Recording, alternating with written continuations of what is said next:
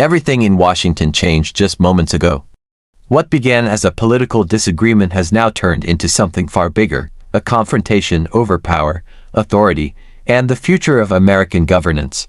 The U.S. president has moved to invoke emergency powers, and the reaction inside his own party has been nothing short of explosive. Republican lawmakers, many of whom have supported the administration on nearly every major issue, are now openly pushing back. Some are calling the move dangerous, others are warning that it could cross constitutional boundaries. And behind closed doors, emergency meetings are happening as the political world tries to process what this means. Emergency powers are not just symbolic. They allow the president to bypass Congress and take action instantly. They can freeze assets, redirect funding, deploy forces, and impose economic or security measures without legislative approval. Historically, these powers were designed for moments of true national crisis, war, terrorism, or major disasters. But when used in political or strategic disputes, they become extremely controversial. That is exactly what has happened here. The U.S. president signaled that emergency authority could be used to override resistance coming from Capitol Hill, and that has triggered a political shockwave. Lawmakers who normally stay silent are now speaking out. Some are saying that Congress is being cut out of decisions that affect the entire nation. Others fear that this could permanently weaken the balance of power between branches of government. Inside the Republican Party, this has created a rare moment of division. Senators and representatives who once backed the White House without hesitation are now openly questioning the move. Some are privately warning that emergency powers could be used again and again for future political conflicts, turning the presidency into something closer to an unchecked authority. And the timing could not be more explosive. The country is already under pressure from inflation, global instability, and growing international tension. Financial markets are watching closely, allies are watching, and rivals are watching even more closely. When the U.S. president signals that extraordinary powers might be used, it sends a message far beyond Washington. It tells the world that America is entering uncertain territory. At the center of the fight is Congress. The Constitution gives lawmakers the power to authorize war, control spending, and oversee national policy. Emergency powers allow the president to temporarily override those rules. That is why they are supposed to be used sparingly. When they are triggered during political disputes, it raises serious legal and constitutional questions. Several Republican senators have now joined Democrats in trying to limit how those powers can be used. That move alone is historic. It shows that concern about executive authority is crossing party lines. The U.S. president has reportedly reacted strongly to this resistance, contacting lawmakers directly and making it clear that he expects loyalty. That reaction has only intensified the crisis. Behind the scenes, senior officials are scrambling.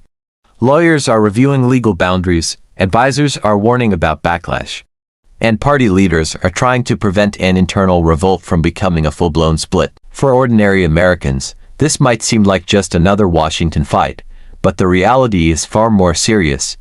Emergency powers affect real things: money, security, trade, and personal freedoms. When they are used, industries can be disrupted overnight. Travel can be restricted, economic rules can be rewritten. Military forces can be deployed. That is why markets are reacting. Investors hate uncertainty, and right now, the future of U.S. policy looks uncertain. If the U.S. president pushes forward, legal challenges are almost guaranteed. If Congress fights back, the country could be pulled into a prolonged constitutional standoff. Meanwhile, global leaders are paying close attention. Nations that rely on American stability, from Europe to Asia, are watching to see if Washington remains predictable. Countries that oppose U.S. influence are watching for weakness. Any sign of internal chaos gives rivals an opening to advance their own agendas. This is why what is happening now matters far beyond party politics. It is about whether American institutions can still limit presidential power.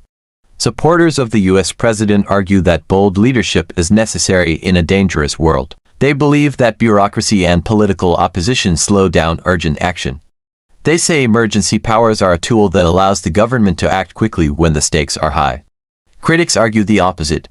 They say that allowing one person to rule by emergency declaration sets a dangerous precedent. Once a president realizes they can bypass Congress, what stops the next president from doing the same, or worse? That is the fear driving the backlash. Even some lawmakers who agree with the president's policies are worried about how those policies are being implemented. They are asking whether winning today is worth losing constitutional protections tomorrow. The public is divided. Some see strength. Others see overreach. Social media is exploding with debate. News networks are scrambling to keep up, and every statement from the White House or Capitol Hill is being analyzed in real time. Behind all of this is one core question. Who really controls America's future, the people through their elected representatives, or the executive branch through emergency authority? That question is now being tested in the most dramatic way possible. If the U.S. president proceeds, Congress may try to block or reverse the move. That could lead to court battles that go all the way to the Supreme Court. If the courts get involved, the outcome could reshape the presidency for decades. This is not just a political fight. It is a constitutional moment. And the clock is ticking. As the story continues to develop, pressure is rising on both sides. The White House is weighing its next move. Lawmakers are deciding how far they are willing to go to push back, and the world is watching to see whether the United States can resolve this peacefully, or whether it will spiral into deeper division. One thing is clear, this is no longer just about emergency powers. It is about the future of American democracy itself. And the next few days could change everything.